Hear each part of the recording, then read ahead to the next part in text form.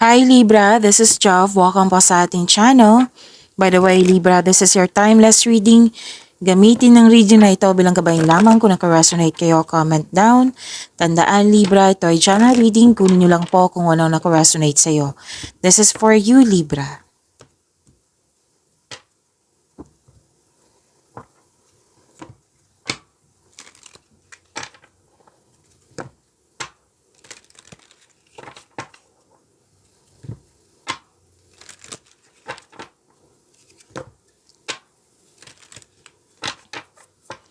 Para po ito sa iyo, Libra.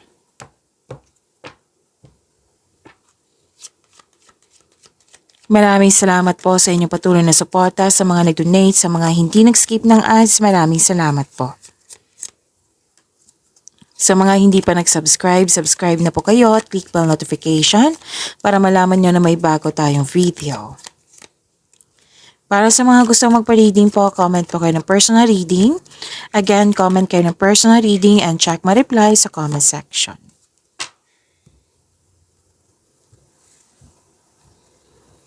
Oh. Libra, ang ganda po. You have the power, authority, and protection. Nakikita ko dito na may kausap ka ng mother figure or di kaya nag-uusap tungkol sa malaking negosyo or sa career and finances mo. You have strength, you have the power na motivate po kayo. Oo, you're taking in action with courage. Magaling kayo na leader, magaling kayo sa mga ginagawa nyo. Yes, and may positive outcome, may success. Kitang-kita ko ng happiness mo dito. You deserve this, Libra. And may parating na malaking pera po. Oo, or di kaya news or information. At may nakita ko ditong may malalaman kang totoong intensyon ng isang tao sa iyo. Ang ganda po, Libra. Claim niyo po.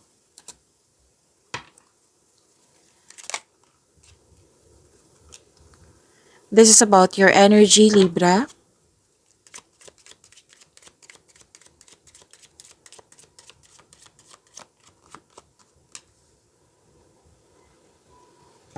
Para sa mga bago dito, kung may napansin kayo na repeating message, yan po yung pinupush ng card sa inyo. Like for example, nanood kasi yung monthly, weekly, daily at dito din. At may napansin kayo na repeating message, yan po yung pinupush ng card sa inyo na kailangan yung bigyan ng atensyon, solusyon at aksyon kung maaari po. So na yung energy ni Libra.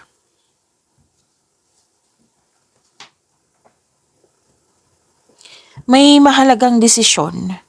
Nagpasya ka, naging honest ka sa iyong sarili. Sabi ng iyong card, matalino kayo, matapat, diretsyo magsalita, seryoso. Oo, at respetadong tao po kayo, nagsiset kayo ng boundaries. Tapos may nakita ko ditong malaking influence ng mother figure or mother figure,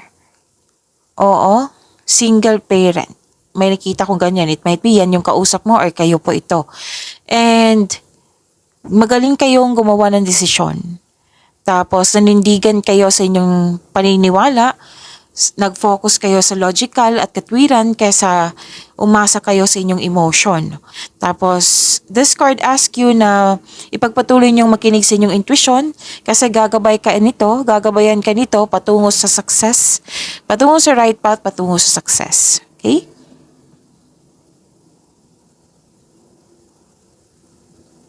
Kung nahihirapan po daw kayo ngayon, lalo na sa career and money mo, like pwedeng naguguluhan, or gumagawa ng plano, humingi kayo ng tulong mula sa trustworthy na kasamahan nyo, kakilala nyo, na alam niya yung ginagawa mo dyan. Like same kayo ng business industry or may malaki siyang influence or malaking experience sa business industry.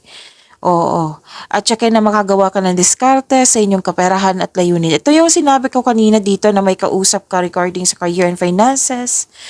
Pwedeng sa negosyo. Yan. So, nag-clarify po siya dito sa tarot card nyo.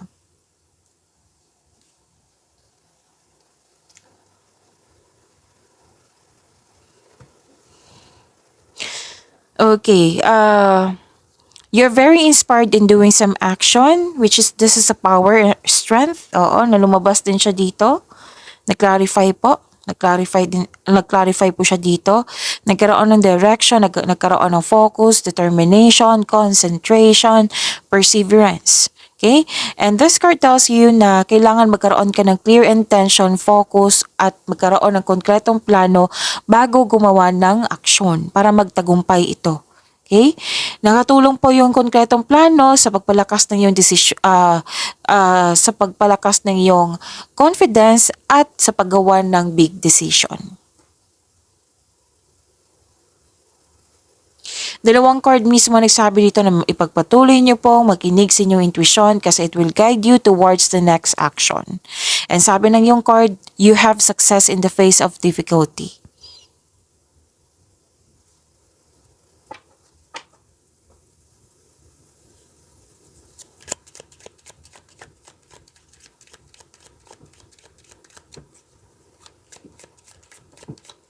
Career and money ni Libra, tumalon yung mga cards mo.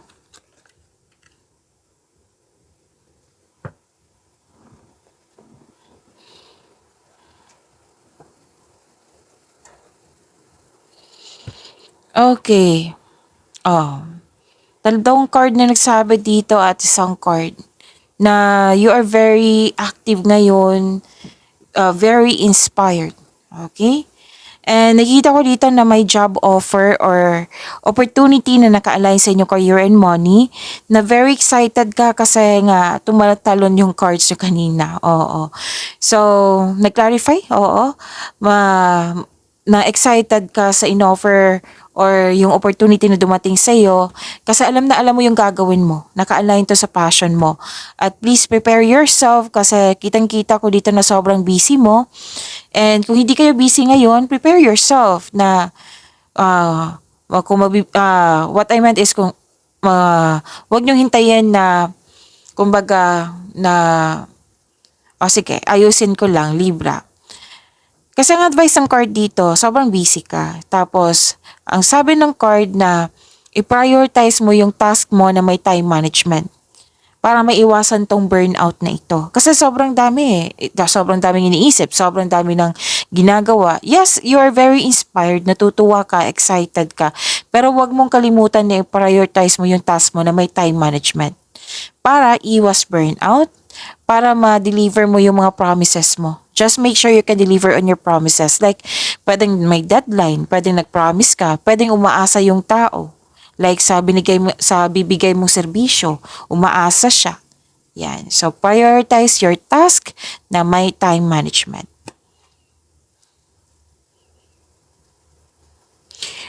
Sobrang saya mo dito kasi may very loyal dyan sa'yo. Oo, pwedeng kasamahan mo to sa trabaho. Basta loyal siya sa'yo. Tapos maaring may tutulungan kang isang bata pa sa'yo. Like, yung pangarap niya sa buhay, tutulungan mo siya. Pero then ikaw to, natutulungan mo yung sarili mo para makamit mo yung goal mo sa buhay. Tapos makaka-receive din kayo ng magandang balita po. So, claim niyo po.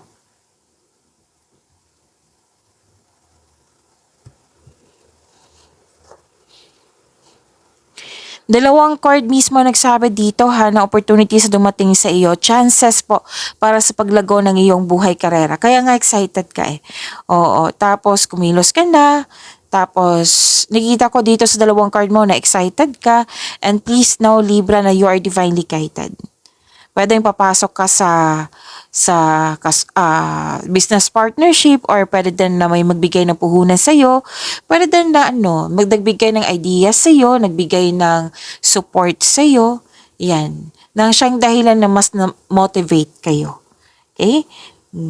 So, okay, same pa rin yung sinasabi. Different card siya ha.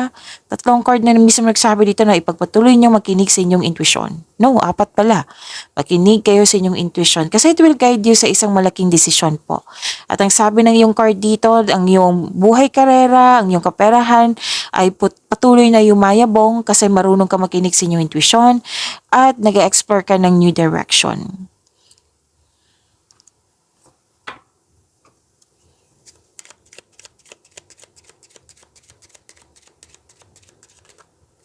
Dalawa din po. Kunin ko na ha. No, 3 pala. Kunin ko na kasi gusto niya sumama. Gusto nilang ipaalam sa iyo yung mga mensahe na para sa iyo. So, okay. Makikita ko dito na nag-aalaga ka sa inyong relasyon, sa inyong sarili, sa kapwa mo.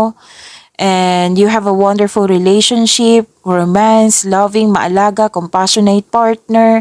Pwedeng ito yung parating sa'yo sa mga single dyan, or pwede din itong kayo ito or yung partner mo.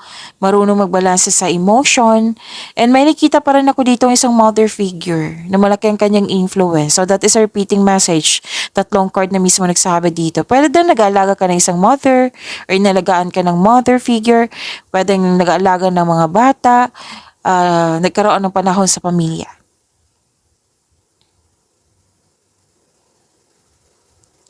Nakita ko rin dito na may bagong relasyon, bagong pag-ibig, bagong kaibigan na makapabigay sa iyo ng love, peace, and happiness po. Pero then, you love yourself more. Na-realize mo na, mas love ko na yung sarili ko ngayon. Oo. So that is a gift from the universe po. The divine is offering you a new love. Yes. So may nagkaayos. Oo, and mahal na mahal nyo ang isa't isa, masaya kayo ngayon, nagkaroon ng positive emotions flow, may buntis or the arrival of a new baby.